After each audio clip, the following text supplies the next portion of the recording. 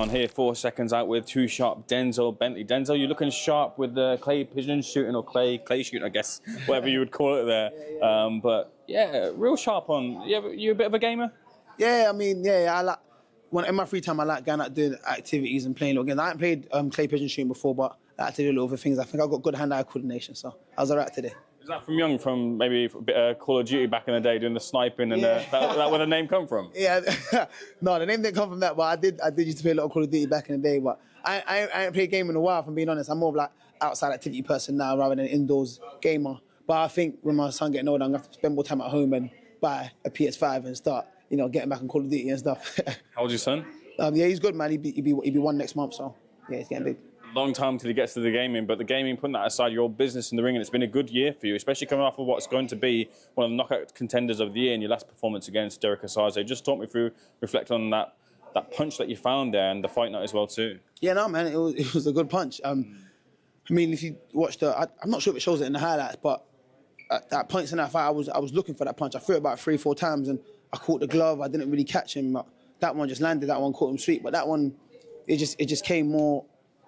It just came more like instinctively. Like I was setting it up, but this one, as soon as I saw it open, I just threw it and it landed clean on his jaw. So, I mean, and obviously, seeing as in past fights, I do hit quite hard, and that was a hard shot to get back up from. But yeah.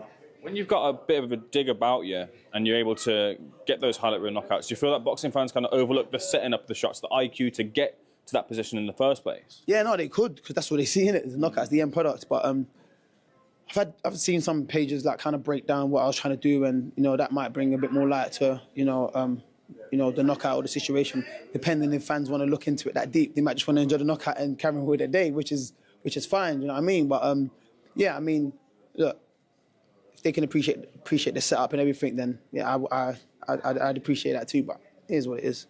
We're towards the back end of the year now. I just want to know the lay of the land for the middleweight division and your next big opportunity. What is the situation with yourself getting back into the ring?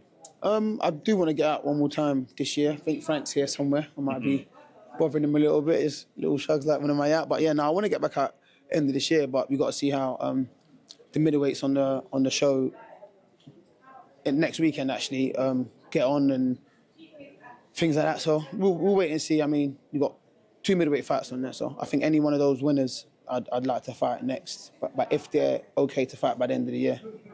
So let's turn our attentions then to those 2 fights. First of all, Josh Kelly versus Liam Smith. What's your eye on that one? Who do you think gets the hand raised at the final bell?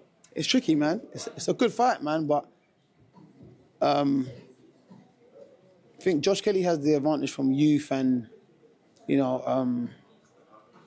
just youth.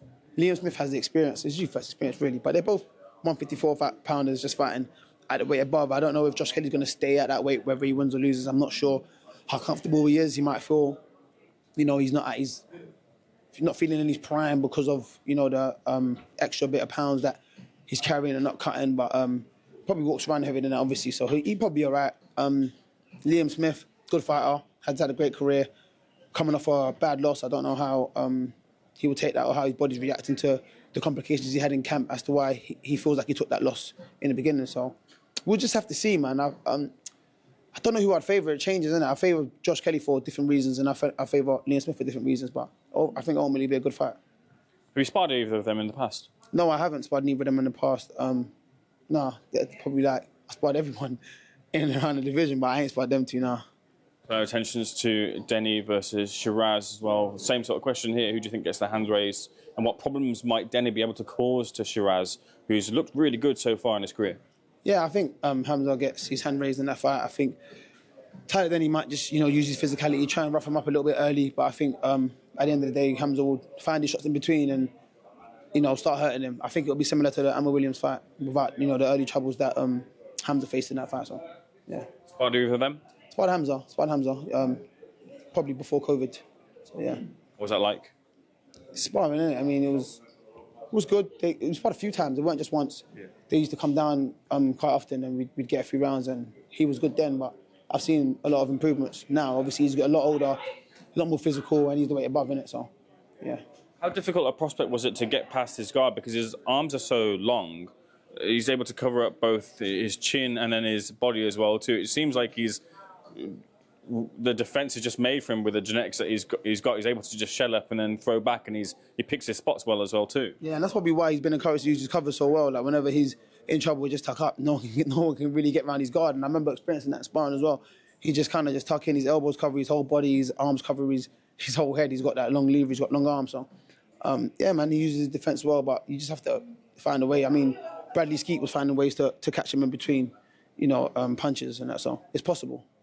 Of those 4 fighters, is there a preferred opponent you'd like out of them coming through the victories?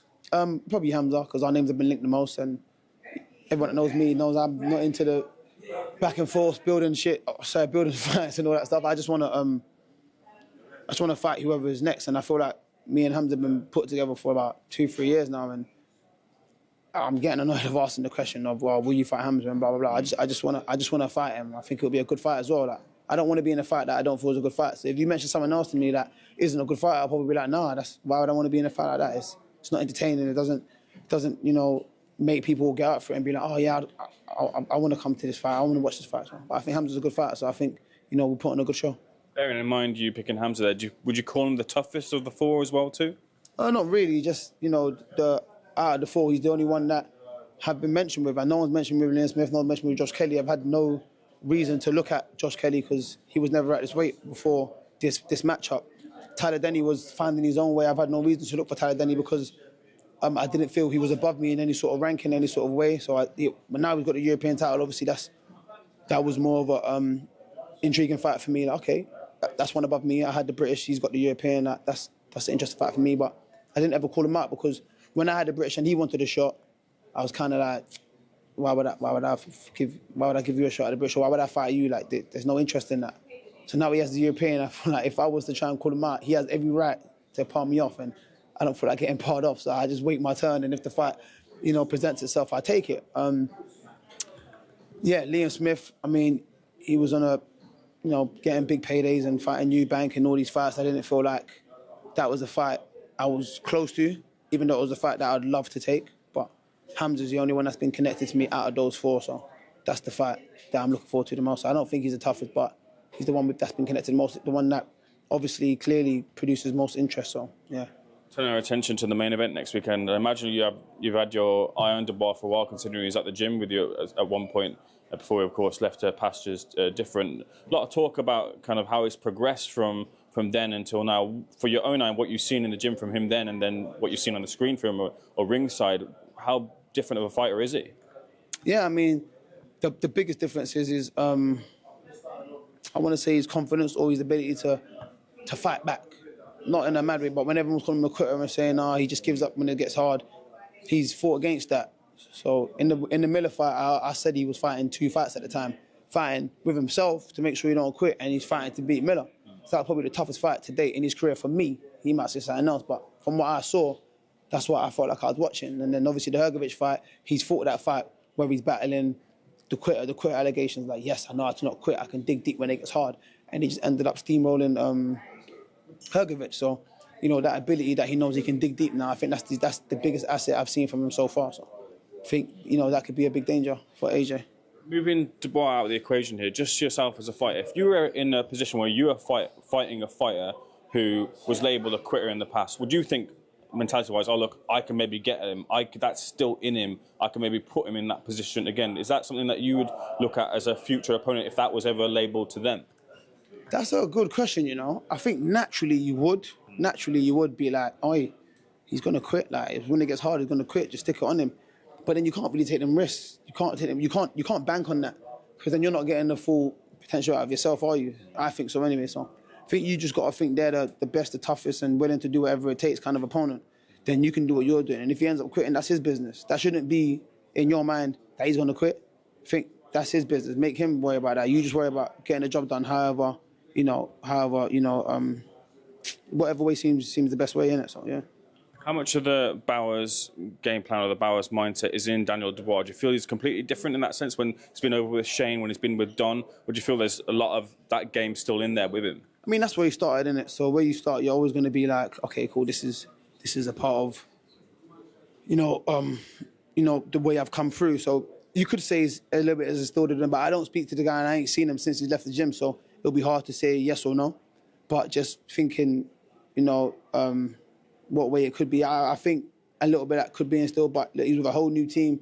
They've instilled a whole different set of morals and values in him, and probably taken that on board. And I don't know whether he agreed or didn't agree with what Martin was teaching him in the first place. Anyway, it's not like it was bad or good, but just did he take it on board and feel like, yes, we're getting somewhere? And I think he was up until the loss, and he felt like he needed a change, more so for himself rather than the teaching he was getting wasn't, the best. But look, he's with Don Charles now, and he's getting on well. He left Shane for whatever reason, and he's with Don Charles now, and they're getting on well, and their relationship has grown. And I feel like a lot of Don Charles's morals are instilled in him, and it's benefited him.